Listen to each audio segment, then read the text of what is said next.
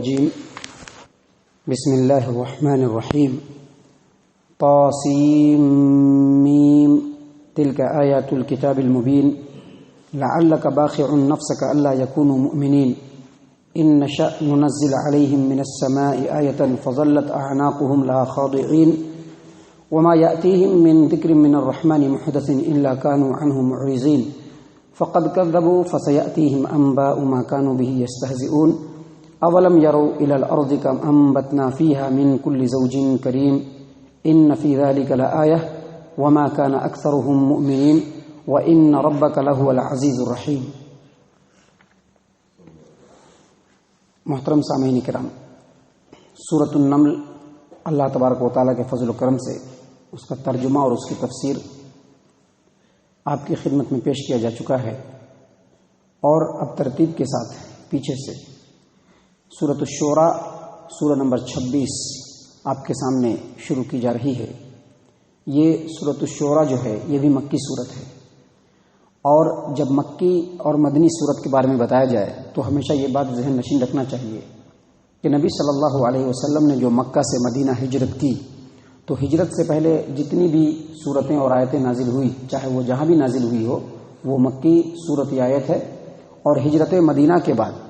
جتنی بھی صورتیں یا جتنی بھی آیتیں نازل ہوئی ہیں وہ سب کے سب مدنی صورت ہیں، چاہے وہ جہاں بھی نازل ہوئی ہو۔ تو یہ پوری کی پوری صورت مکی ہے۔ امام ابن کثیر یعنی حافظ ابن کثیر نے اپنی تفسیر کے اندر امام مالک سے ایک روایت نقل کیا ہے کہ اس صورت کا نام سورۃ الجامعہ ہے، اور سورۃ الجامعہ اس لیے کہا جاتا ہے کہ اس میں اللہ تبارک و تعالیٰ نے بہت سارے اسلامی معانی کو اس آیت کریمہ کے اندر پیش کیا ہے، نبیوں کے حالات پیش کیے ہیں، ایمان کے بارے میں بہت ساری باتیں بتلائی ہیں، اور ساتھ ہی ساتھ قرآن کریم کے تعلق سے بہت ساری باتیں اس صورت کے اندر آئی ہیں۔ سامعین کرام، ابھی آپ کے سامنے اسی صورت سے آیت نمبر 1 سے لے کر کے آیت نمبر 9 تک تلاوت کی گئی ہے۔ سب سے پہلے اس صورت کے اندر اللہ فرماتے ہیں طاسیم میم، جو پہلی آیت ہے، یہ طاسیم میم جو ہے یہ بھی حروف مقطعات میں سے ہے۔ یعنی حروف مقطعات ایسے حروف کو کہتے ہیں جو الگ الگ ہوں، طا الگ ہے، سین الگ ہے، اور میم الگ ہے۔ جیسے الف لام میم ہے، جیسے الف لام را ہے، جیسے حامیم ہے، تو یہ سب حروف مقطعات ہیں۔ حروف مقطعات کا معنی اور مطلب کوئی نہیں جانتا ہے، اور اس سے پہلے بتایا جا چکا ہے کہ حروف مقطعات کے معنی اور مطلب کو اس لیے واضح نہیں کیا گیا ہے تاکہ جو لوگ قرآن کریم کے اوپر الزام لگاتے ہیں، جھوٹ باندھتے ہیں کہ محمد صلی اللہ علیہ وسلم جو ہے کسی سے سن کر کے پڑھ کر کے جو ہے یہ آیت سب بناتے ہیں اور لوگوں کے سامنے پیش کرتے ہیں، تو اللہ یہ چیلنج دے رہا ہے کہ چونکہ یہ قرآن کریم عربی ہے اور اس کے اندر وہی سب باتیں بیان ہوتی ہیں جو حروف تم ڈیلی استعمال کرتے ہو، تو اگر تم کو ایسا لگتا ہے کہ یہ قرآن اللہ کا کلام نہیں ہے تو یہ جو حروف مقطعات ہے اس کا معنی بتلا کر کے دکھلاؤ، کیونکہ اس کے اندر بھی وہی حروف ہیں جو تم استعمال کرتے ہو اپنے گفتگو کے اندر۔ تو اگر یہ کلام اللہ کا نہیں ہے تو طاسین کا یا الف لام میم کا یا حام میم کا یا اس طرح سے جو حروف مقطعات ہیں اس کا معانی اور مطلب تم بتلا کر کے دکھلاؤ۔ اس کے بعد اللہ تبارک و تعالیٰ دوسری آیت کریمہ میں فرماتے ہیں تلک آیات الکتاب المبین، یہ جو آیات ہیں یہ کھلی ہوئی واضح کتاب کی آیات ہیں۔ یہاں پر کتاب سے مراد قرآن کریم بھی ہو سکتا ہے، اور کتاب سے مراد یہ صورت بھی ہو سکتی ہے، کیونکہ قرآن کریم کی کوئی بھی صورت جو ہوتی ہے وہ اپنے معنی اور مطلب کے حساب سے بالکل جامع ہوتی ہے، مکمل اور بالکل واضح ہوتی ہے، اور ایک مستقل کتاب کی شکل ہوتی ہے۔ اسی لیے اللہ تبارک و تعالیٰ فرما رہے ہیں تلک آیات الکتاب المبین، یہ جو آیات آپ کے سامنے پڑھی جا رہی ہیں یہ بالکل واضح اور کھلی ہوئی کتاب کی آیات ہیں۔ اس کا دوسرا مطلب یہ ہے کہ اس کتاب کی جو آیات ہیں اتنی کھلی ہوئی ہے، اتنی واضح ہے، اتنا ڈیٹیل ہے، اور اتنا فصیح اور اتنا بلیغ ہے کہ کوئی بھی آدمی ایک مرتبہ اس آیات کو سن لے تو ہر حال میں اس کو سمجھ لے گا اور سمجھ جائے گا کہ یہ اللہ تبارک و تعالیٰ کا کلام ہے۔ اس کے بعد اللہ تبارک و تعالیٰ آگے فرماتے ہیں لعلک باخع نفسک الا یکونوا مؤمنین، اے محمد صلی اللہ علیہ وسلم آپ جو مکہ کے اندر اپنے شہر والوں کو جو دعوت دے رہے ہیں، دین اسلام کی طرف بلا رہے ہیں، ان کو ایمان لانے کی طرف جو آپ راغب کر رہے ہیں، اور آپ کی بات سننے کے باوجود یہ لوگ جو ایمان لانا نہیں چاہ رہے ہیں، ایسا لگتا ہے کہ ان کے ایمان نہ لانے کی وجہ سے آپ اپنے آپ کو ہلاک کر لیں گے اور برباد کر لیں گے۔ یعنی نبی صلی اللہ علیہ وسلم جو مکہ کے اندر اسلام کی دعوت دے رہے ہیں، ایمان کی دعوت دے رہے ہیں، اور مکہ والے اس کے مقابلے میں جو آپ کی مخالفت کر رہے ہیں، آپ سے دشمنی پر کمر بستہ ہیں، یہ بات نبی صلی اللہ علیہ وسلم کو بہت دکھ اور بہت تکلیف پہنچاتی تھی۔ اور کیوں تکلیف پہنچاتی تھی؟ اس کی 3 وجہ ہیں۔ پہلی وجہ یہ ہے کہ نبی صلی اللہ علیہ وسلم کو اپنے اللہ تبارک و تعالیٰ کی مخلوقات سے بہت زیادہ شفقت، بہت زیادہ محبت۔ نبی صلی اللہ علیہ وسلم کو اللہ کی مخلوقات سے بہت زیادہ محبت، بہت زیادہ شفقت۔ اور نبی صلی اللہ علیہ وسلم یہ جان رہے ہیں کہ ہم جو لوگوں کو ایمان کی دعوت دے رہے ہیں، اسلام کی دعوت دے رہے ہیں، اگر لوگ اس کو قبول کر لیں گے تو جنت کے اندر جائیں گے، اور اگر اس کا انکار کریں گے تو جہنم کے اندر جائیں گے۔ تو جو ان کے مخالفت کر رہے ہیں، جو دشمنی کر رہے ہیں، وہ چونکہ جہنم میں جائیں گے، اس بات کا دکھ نبی صلی اللہ علیہ وسلم کو بہت زیادہ ہے، جس کی وجہ سے آپ صلی اللہ علیہ وسلم برابر سوچتے رہتے تھے۔ نبی اللہ تبارک و تعالیٰ کہہ رہا ہے کہ لگتا ہے کہ یہ لوگ ایمان نہیں لائیں گے، اس غم میں، اس افسوس میں اے نبی صلی اللہ علیہ وسلم آپ اپنے آپ کو ہلاک و برباد کر لیں گے۔ اس کی دوسری وجہ یہ ہے، نبی صلی اللہ علیہ وسلم کو کیوں اتنی تکلیف ہوتی تھی؟ لوگوں کے سامنے آپ دعوت دیتے تھے، ایمان پیش کرتے تھے، اور لوگ ایمان کو ٹھکراتے تھے اور نبی صلی اللہ علیہ وسلم کی مخالفت کرتے تھے، اور اس کے بدلے میں نبی صلی اللہ علیہ وسلم کو دکھ اور تکلیف ہوتی تھی۔ اس کی دوسری وجہ یہ ہے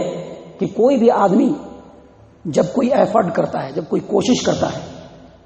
جب کوئی کام کرتا ہے، کوئی بھی آدمی، تو اس کی یہ چاہت ہوتی ہے کہ ہم جو کوشش کر رہے ہیں، ہم جو محنت کر رہے ہیں، اس میں پازیٹو رزلٹ آئے، ہم کو کامیابی ملے۔ لیکن یہاں پر کامیابی کے بجائے مکہ والے الٹا مخالفت کر رہے ہیں، دشمنی کر رہے ہیں، الزام تراشی کر رہے ہیں، لوگوں کو بہکا رہے ہیں، لوگوں کو ورغلا رہے ہیں، نبی صلی اللہ علیہ وسلم پر اور مسلمانوں پر ظلم و ستم کر رہے ہیں۔ تو یہ جو الٹا نتیجہ نکلتا تھا، جس کی وجہ سے نبی صلی اللہ علیہ وسلم کو بہت دکھ ہوتا تھا۔ اور تیسری وجہ یہ ہے کہ چونکہ نبی صلی اللہ علیہ وسلم اور مسلمان یہ سب کے سب مکہ کے اندر بہت مظلوم تھے، ان کے اوپر ظلم ہوتا تھا، تو ان لوگوں کے دل کے اندر یہ چاہت تھی کہ اگر مکہ والے اسلام قبول کر لیں تو ممکن ہے کہ اسلام کو طاقت ملے۔ لیکن ایسا ہو نہیں رہا تھا، الٹا ظلم و ستم بڑھ رہا تھا، مخالفت بڑھ رہی تھی، جس کی وجہ سے نبی صلی اللہ علیہ وسلم کو بہت تکلیف ہو رہی تھی، بہت زیادہ دکھ ہو رہا تھا، بہت زیادہ غم ہو رہا تھا۔ اللہ نے اللہ کے رسول صلی اللہ علیہ وسلم کو تسلی دیتے ہوئے کہا کہ آپ بالکل غم نہ کیجیے، آپ کا کام اللہ کی آیات کو لوگوں تک پہنچا دینا ہے بس۔ وہ ٹھیک ہوں گے کہ نہیں ہوں گے، یہ اللہ کی ذمہ داری ہے۔ اگر یہ لوگ آپ کی بات کو نہیں مانتے ہیں اور آپ کے دعوت کی مخالفت میں رہتے ہیں تو ان سے اللہ تبارک و تعالیٰ نمٹ لے گا۔ آپ صرف اپنا کام کرتے رہیے اور ان کے ایمان نہ لانے کے اوپر آپ بالکل افسوس نہ کیجیے۔ اور اس کے بعد اللہ تبارک و تعالیٰ مزید تسلی دے رہا ہے، کہہ رہا ہے کہ ان نشأ ننزل علیہم من السماء آیۃ فظلت اعناقهم لها خاضعین۔ اگر اللہ چاہے تو ان کے اوپر آسمان سے ایسا معجزہ نازل کر دے،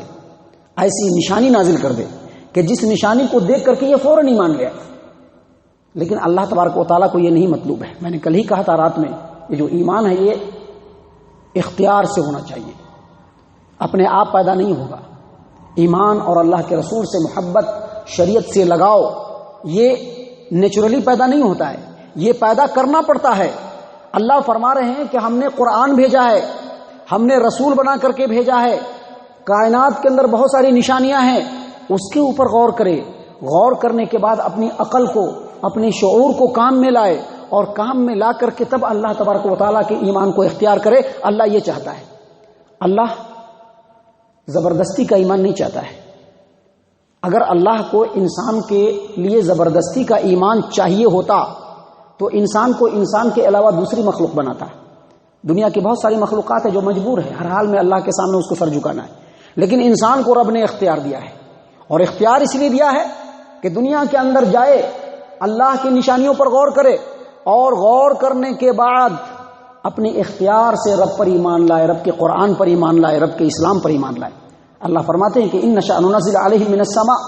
اگر ہم چاہتے تو آسمان سے ایسی نشانی نازل کر دیتے، فظلت اعناقهم لها خاضعین، کہ ان کی گردنیں جھک جاتے اور وہ اسلام لے آتے، لیکن ایسی مجبوری کا ایمان نہیں چاہیے۔ آگے مزید اللہ فرماتے ہیں وما یاتیہم من ذکر من الرحمن محدث الا كانوا عنه معرضین۔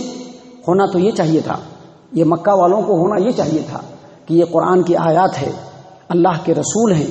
اور اللہ تبارک و تعالیٰ کی نعمتیں ہیں، اللہ تبارک و تعالیٰ کا زمین کی زمین ہے، اس کا آسمان ہے، اور بہت ساری نشانیاں ہیں. اللہ کی نصیحت بار بار نازل ہو رہی ہے. ہونا یہ چاہیے تھا کہ ان نصیحتوں پر غور کرتے، لیکن جب بھی کوئی نصیحت نہیں اللہ تبارک و تعالیٰ نازل کرتا ہے تو مکہ والے فوراً اس سے منہ موڑ لیتے ہیں، ان کے اوپر غور کرنا نہیں چاہتے ہیں. ہونا تو یہ چاہیے تھا کہ اللہ تبارک و تعالیٰ کی جو وحی نازل ہو رہی ہے اس پر غور کرتے. اس کائنات کے اندر جو اللہ تبارک و تعالیٰ کی جو نشانیاں ہیں، آسمان ہے،